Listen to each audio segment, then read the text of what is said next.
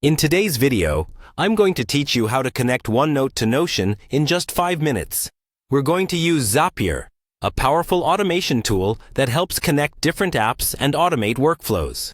Whether you're a productivity enthusiast or simply looking for an easier way to manage your notes, linking Onenote with Notion can make your workflow more seamless. So, let's dive in and get started. First, you'll need to log into your Zapier account. If you don't already have one, don't worry. It's straightforward to set up, and it's hugely beneficial if you're focusing on automating some of your repetitive tasks. Once you're logged in, the first step is to create a new Zap. In Zapier, a Zap is essentially an automated workflow that connects your apps and services. You're going to see a button or a link to create one. Just click on it to get started.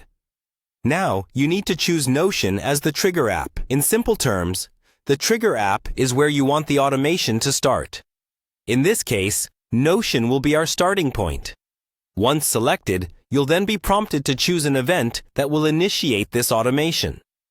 You have different options such as New Database Item or Create Database Item. Basically, what you're doing here is deciding what kind of action in Notion, like adding a new note, should start this workflow. The next step is to specify the exact Notion database you'd like to use as your trigger source.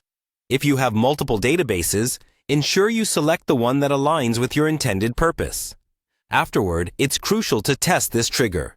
Zapier will pull in some example data to verify that everything is functioning correctly. This step is key because it prevents any hiccups later on, ensuring your data flows smoothly from Notion. Following the trigger setup, it's time to choose Onenote as the action app. The action app dictates where you want the end result of this workflow to occur.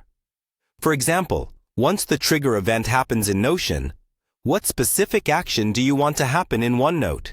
You can select actions like Create Note or Append Note. It's really about what fits best with how you want to organize your notes. Next, it's time to map the data. This means you're aligning the data pulled from your Notion trigger to the appropriate fields in Onenote. This step ensures that the correct information gets transferred to the right places. Once your mapping is done, it's time to test the entire workflow. This final test confirms that everything is functioning as it should, and that data is flowing as expected between Notion and Onenote. If the test results are looking good, you're just about done.